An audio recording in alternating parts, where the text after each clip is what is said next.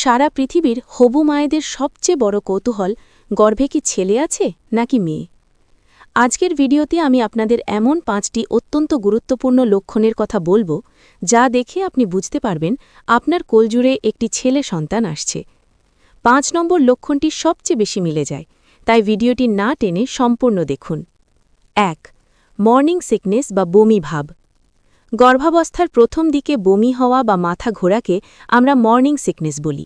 এটি মায়েদের জন্য খুব সাধারণ একটি বিষয় হলেও এর তীব্রতা দেখে অনেক সময় বোঝা যায় আপনার গর্ভে ছেলে নাকি মেয়ে সন্তান বড় হচ্ছে। গবেষণায় দেখা গেছে যাদের গর্ভে কন্যা সন্তান থাকে তাদের শরীরে হরমোনের প্রভাব অনেক বেশি থাকে।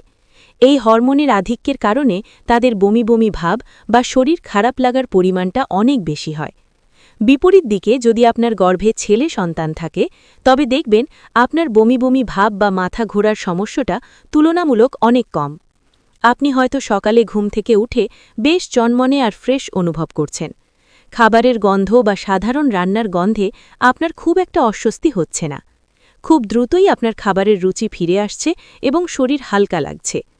সহজভাবে বললে, যদি আপনার গর্ভাবস্থার শুরুর দিনগুলো খুব বেশি অসুস্থতা ছাড়াই বেশ শান্তিতে কাটছে, তবে আমাদের দেশের প্রচলিত অভিজ্ঞতা অনুযায়ী আপনার কোল জুড়ে একটি ফুটফুটে রাজপুত্র আসার সম্ভাবনা অনেক বেশি। 2. খাবারের প্রতি বিশেষ আকর্ষণ।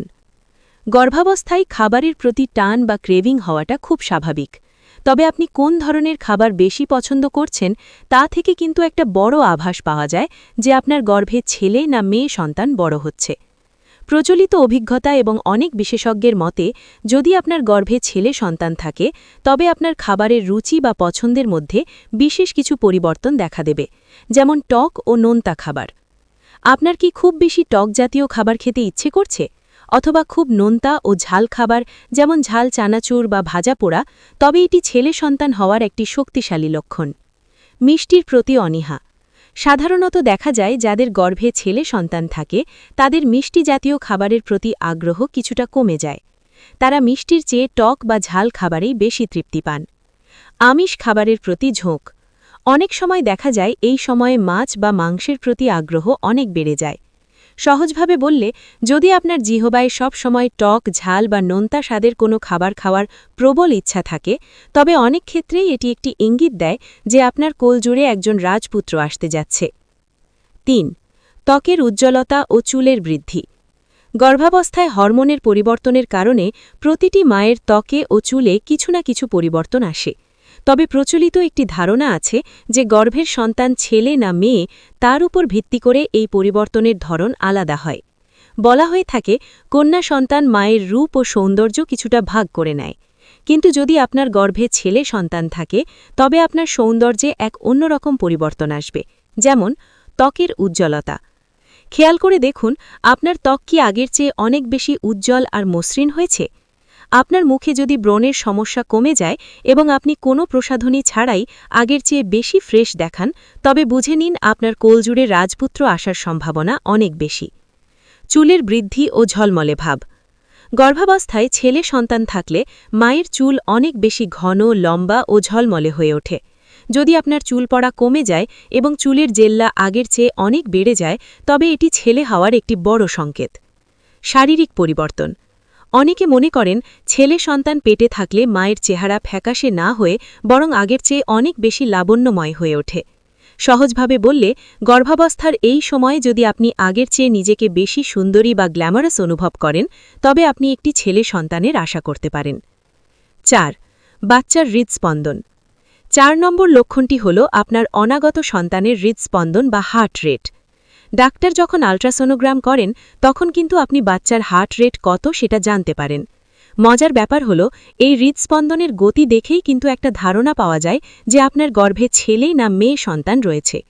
চিকিৎসা বিজ্ঞানে কিছু ছোট ছোট পর্যবেক্ষণ এবং সাধারণ অভিজ্ঞতায় দেখা গেছে 140-এর নিচে। যদি আপনার বাচ্চার হার্ট রেট প্রতি মিনিটে 140-এর কম থাকে তবে অধিকাংশ ক্ষেত্রেই ধারণা করা হয় যে আপনার গর্ভে ছেলে সন্তান রয়েছে। দ্রুত নাকি ধীর। বলা হয়ে থাকে মেয়ে বাচ্চাদের তুলনায় ছেলে বাচ্চাদের হৃদস্পন্দনের গতি কিছুটা ধীর স্থির হয়ে থাকে। অন্যদিকে হার্ট রেট যদি 140-এর ওপরে বা অনেক বেশি দ্রুত হয় তবে সেটি মেয়ে সন্তান হওয়ার লক্ষণ হিসাবে ধরা হয়। সহজভাবে মনে রাখার টিপস, পরেরবার যখন ডাক্তারের কাছে রিপোর্ট দেখতে যাবেন তখন বাচ্চার হার্ট রেটের দিকে একটু খেয়াল রাখবেন। যদি দেখেন সেটা 140-এর আশেপাশে বা তার নিচে থাকছে তবে আপনি আপনার রাজপুত্রের জন্য মনে মনে প্রস্তুতি নিতে পারেন। 5. পেটের আকার ও অবস্থান। সব শেষে এবং সবথেকে পরিচিত লক্ষণটি হল আপনার গর্ভবতী পেটের আকার বা গঠন দেখে বুঝে নেওয়া। এটি আমাদের দাদি নানির আমল থেকেই সবথেকে জনপ্রিয় একটি পরীক্ষা। গর্ভাবস্থার শেষের দিকে এসে যখন আপনার পেটের আকার পুরোপুরি বোঝা যায় তখন খেয়াল করুন আপনার পেটটি দেখতে কেমন। যদি দেখেন নিচের দিকে ঝুলে থাকা, আপনার পেটটি যদি আগের চেয়ে কিছুটা নিচের দিকে বেশি ঝুলে থাকে তবে সেটি ছেলে সন্তান হওয়ার একটি বড় লক্ষণ। ফুটবলের মতো গোল, যদি আপনার পেটটি চারদিকে ছড়িয়ে না গিয়ে শুধু সামনের দিকে একদম ফুটবলের মতো গোল হয়ে বাড়ে তবে ধারণা করা হয় আপনার কোলজুড়ে রাজপুত্র আসতে যাচ্ছে। পিছনের দিক থেকে বোঝা না যাওয়া, অনেকে বলেন পেটে ছেলে সন্তান থাকলে পিছন দিক থেকে দেখে বোঝাই যায় না যে আপনি গর্ভবতী, অর্থাৎ আপনার কোমর বা শরীরের অন্যান্য অংশ খুব একটা ভারী হয় না। সহজভাবে বললে, যদি আপনার পেটটি দেখতে বেশ গোলগাল, সুগঠিত এবং কিছুটা নিচের দিকে নামানো থাকে তবে আপনি আপনার রাজপুত্রের জন্য মনে মনে খুশি হতেই পারেন। তো দর্শক, এই ছিল সেই 5টি গুরুত্বপূর্ণ লক্ষণ যা দেখে আপনি আপনার অনাগত সন্তান ছেলে না মেয়ে তা কিছুটা হলেও আন্দাজ করতে পারবেন। একটি ছোট্ট কথা মনে রাখবেন, এই লক্ষণগুলো যুগ যুগ ধরে চলে আসা অভিজ্ঞতা এবং কিছু হরমোনাল পরিবর্তনের ওপর ভিত্তি করে বলা।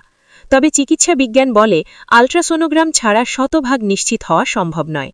আর সবকিছুর ওপরে বড় কথা হল সন্তান ছেলে হোক বা মেয়ে, সে যেন সুস্থ এবং সুন্দরভাবে পৃথিবীতে আসে, সেটাই আমাদের একমাত্র প্রার্থনা হওয়া উচিত।